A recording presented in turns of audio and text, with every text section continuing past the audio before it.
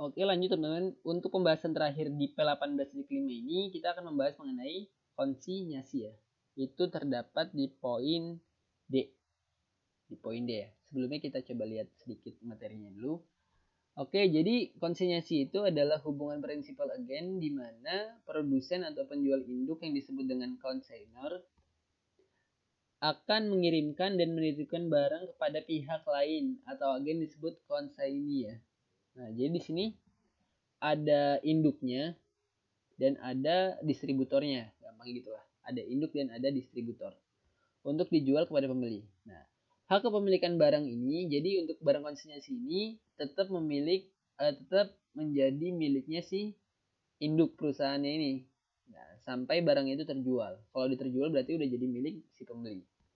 Adapun pendapatannya itu untuk si induk ini atau consignor ini, dia akan mencatat pada saat distributor melaporkan dan menyerahkan hasil penjualan.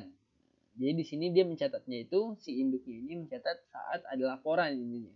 Sedangkan untuk consignee ini atau distributor itu akan mencatat saat menerima komisi aja.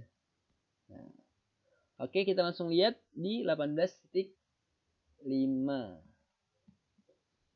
Oke, coba kita lihat lagi. Di sini intinya ada 3 produk ya. Tadi udah kita bahas. Ada 3 produk dengan rincian sebagai berikut. Nah, untuk transaksi poin D adalah sebagai berikut. Coba kita baca ya. Pada tanggal 25 April 2019, REIT mengirimkan 90 unit Auger kepada Farm Depot sebagai barang konsinyasi. Oke. Dengan biaya pengiriman 8.000 teman-teman. Jadi di sini ada barang yang dikirim itu 90 unit, ya kan? Dan biaya pengirimannya itu adalah 8.000. Oke, pada tanggal 25 April 2019. Lanjut pada tanggal 30 Juni 2019, Farm Depot. Nah, Farm Depot ini kan dia berarti sebagai distributor atau consignee ya. Dia berhasil menjual 60 unit Auger dengan harga 1.200 per unit. Setelah mengiklankan produk dengan biaya 2.000. Nah, jadi di sini si Auger ini, si distributor ini dia berhasil menjual dengan total 60 unit, ya kan? Tapi untuk menjual itu dia juga mengeluarkan biaya iklan, teman-teman. Nah, biaya iklan sebanyak 2.000. Juga harus diperhatikan ya, ada biaya iklan itu, bagaimana cara mencatatnya itu juga harus diperhatikan. Oke, selanjutnya Farm Depot melaporkan kepada REIT tentang penjualan yang terjadi dengan komisi 10%. Jadi komisi 10% ini akan menjadi pendapatan bagi si distributor atau consignee. Dan mengirimkan uang tunai kepada REIT. Siapkan jurnal untuk transaksi berikut. Oke. Ini transaksi seperti cukup lengkap ya. Coba kita pindah agak geser ke bawah dulu.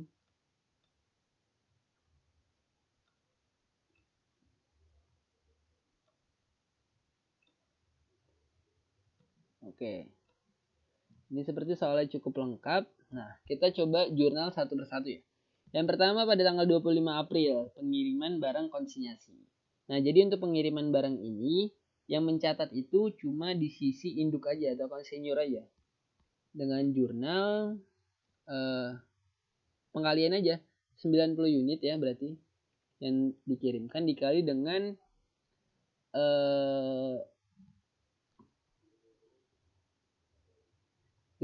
harga yang terdapat di keterangan ya.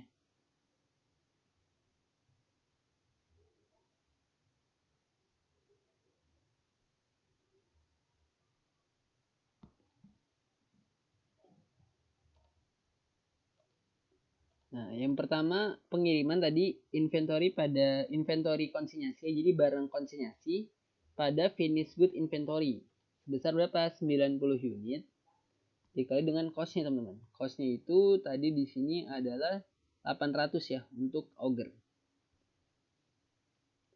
Nah, jadi di jurnal pengiriman ini kita cukup membalik teman-teman. Yang pertama ada inventory barang inventory konsinyasi atau barang konsinyasi, dan kita mengkredit finish good kita. Untuk di sisi distributor, dia nggak melakukan penjurnalan sama sekali. Selanjutnya ada pembayaran biaya angkut oleh induk. Nah, jadi di sini dia akan membayar biaya pengiriman sebesar 8.000. Nah, jurnalnya seperti ini ya. Inventory konsinyasi atau persediaan konsinyasi pada cash sebesar 8.000 teman-teman. Dan di sisi konsinya itu dia tidak mencatat.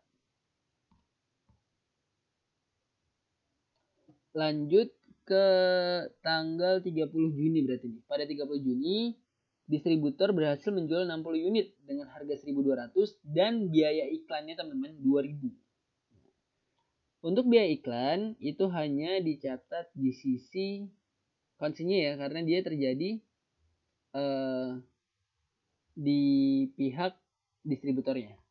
Jadi di sini 2.000 di pihak distributornya. Kita mencatatnya sebagai piutang teman-teman. Distributor mencatatnya sebagai piutang. Jadi receivable from consignor pada cash sebesar 2.000. Lanjut ke penjualan barangnya, kita mencatatnya sebagai hutang malah.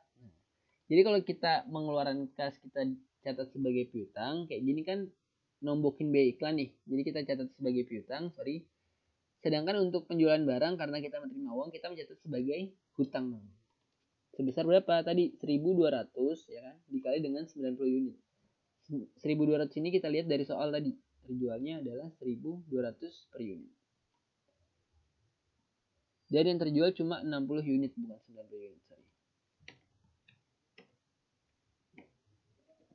Cash yang diterima adalah 72.000 dan hutangnya dikredit 72.000. Selanjutnya distributor Farm Depot melaporkan kepada RIT tentang penjualannya dan komisinya 10% teman-teman. Nah, di sini seperti yang tadi dibilang di sejak awal bahwa konsinyur ini mengakui pendapatan itu saat adanya laporan dari distributor. Berarti di sini coba kita catat di sisi konsinya dulu. Yang pertama itu harus mendebit total penjualan ya, yakni 72.000 ini. Yang kedua bisa kita hitung nih komisinya 10% ya kan, dikali dengan total penjualan sama dengan 7.200. Lalu kita bisa mengkredit tadi beban yang kita talangi nih, biaya ikan ini kita kreditkan, yakni sebesar 2.000 ini. Jadi piutangnya kita debit. Nah, sisanya baru itulah uang yang kita serahkan ke konsinyur ya, atau perusahaan induknya sebesar 62.800. Sedangkan di sisi induk atau konsinyur, di sini kita mencatat pendapatan dulu ya. Revenue sebesar totalnya teman-teman 72.000 ini. Lanjut mencatat adanya komisi expense tadi ya 10% dikali dengan total penjualan yakni 7.200. Lalu mencatat beban iklan. Nah, di sini baru muncul nih advertising expense. Jadi biaya-biaya yang dikeluarkan oleh distributor ini cuma ditalangin aja. Semuanya itu bakal dibebankan di perusahaan induknya, yakni sebesar 2.000 tadi ya, yang ini. Kas yang kita terima baru sebesar selisihnya, yakni 62.800. Nah, itu ya. Jadi poin pentingnya itu ada di pelaporan ini. Kita harus paham nih ngebalik-baliknya. Kalau di sisi konsinya kita harus membalik hutang dan piutangnya dan mengakui adanya komisi expense, komisi revenue atau pendapatan komisi. Kalau di sisi penjualnya, di sisi induknya kita harus mengakui ini ada beban-beban yang terjadi dan mengakui adanya komisi expense juga. Lanjut yang terakhir itu ada penyesuaian harga pokok barang yang terjual teman-teman. Nah, di sini baru kita mengdebit COGS pada inventory konsinyasi sebesar berapa? 60 unit ya kan, dikali dengan HPP-nya. HPP-nya tadi di atas ini adalah 800 ya.